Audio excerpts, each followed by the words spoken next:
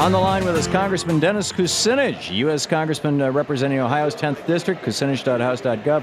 And you've got a new website, Congressman Kucinich. I'm sorry I don't have it written down here in front of me. Tell me about it. It's kucinichaction.com, and it's our effort to reorganize in 50 states, grassroots level, to help people not just elect the best candidates, but to help people learn how you can successfully win on community issues, even when it looks like you can't. And so, that's how I brought my career forward. I want to teach other people how to do the same thing. And people can learn about that at Kucinich, Kucinich, action.com. Thank you so much, Tom, and it's good to be with you here from Charlotte. Well, it's great to have you with us and to hear from you and what's going on there.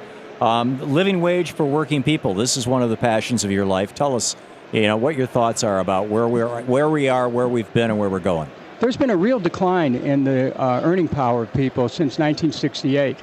The minimum wage right now is not sufficient for people to be able to support their families. So what I've been advocating is, along with Congressman Jesse Jackson Jr. and Ralph Nader and others, is to come to a living wage which would approximate $10 an hour, to make sure that people have the ability, particularly with the large employers, to be able to support their families. And let's face it, I mean, we have an economy where things not only cost more, but in relative terms, workers are losing their status. Median income over this period of time has not risen in a way that would cause the American people to believe that they're participating in the recovery that we hear about.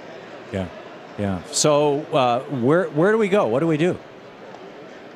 Well, we need a broad-based economic program, Tom. And, just to sketch it out very quickly, and I don't know if we're going to hear anything about that tonight, we need to get America back to work. We need to rebuild America's infrastructure. There's over $2 trillion in infrastructure needs that are unmet.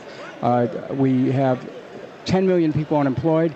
We match the unemployed with the work to be done. People say, well, where's the money going to come from? The government has to spend the money into circulation the same way the Fed does, and has the same power to do it. Sure. And we need to get, and that's the basis of my NEED Act, the National Employment Emergency Defense Act, which is to enable the government to create the jobs. The private sector is not creating the jobs at the pace that will achieve a recovery.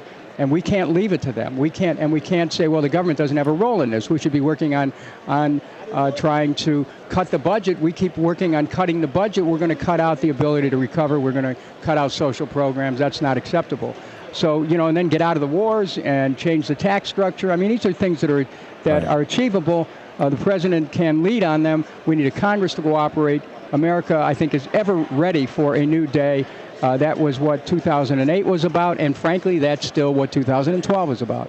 My friend Tim Carpenter, Tim, the founder of Progressive Democrats of America, pdamerica.org, sent me a note a couple days ago commenting that it looked to him like the Democratic convention, the speakers at the convention, people putting together the platform, but in particular the speakers, are actually moving the party in a more progressive direction, to the left.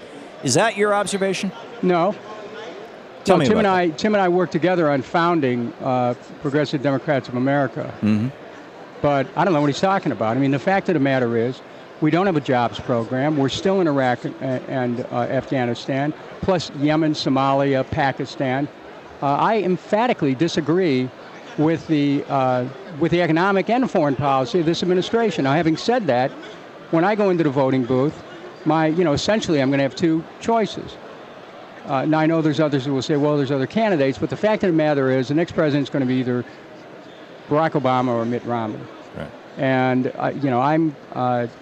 it's a tough choice for people who feel, well, there might not be a difference between the two parties. It's not a tough choice for me, because I think that even though I would agree with some who say we're not better off today, the fact of the matter is we'll be a hell of a lot worse off if Mitt Romney becomes president of the United States. And I say we, I'm talking about the great mass of American people. Right. So, is it the choice that do I agree with everything the Obama administration does? Absolutely not. But if I can support Barack Obama, I think any Democrat can. Yeah, my big thing is the Supreme Court.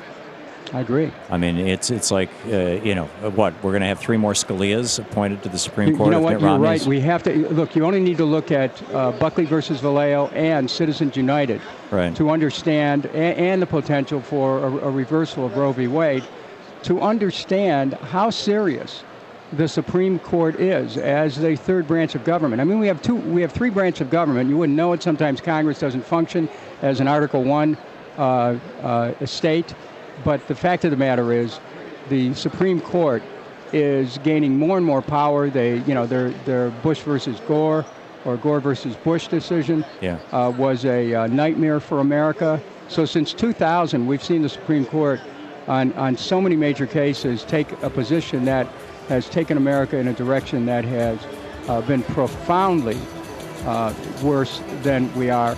And, if we want to talk about whether we're better off or not, we have to include Congress in that. It's not like the president is a one-person show here. Yep. Congress hasn't done its job. We have to include the Supreme Court, which has been regressive in their decisions and undermining our democracy at every step. Well said. Hang on just a second. You're listening to the Thom Hartmann Program. Call 866-987-THOM. Congressman Dennis Kucinich. Check out KucinichAction.com. Congressman, thanks so much for being with us today. Tom, let's talk again, and Elizabeth says hello. Thanks again. Thanks a lot. Bye now. Pass along my regards.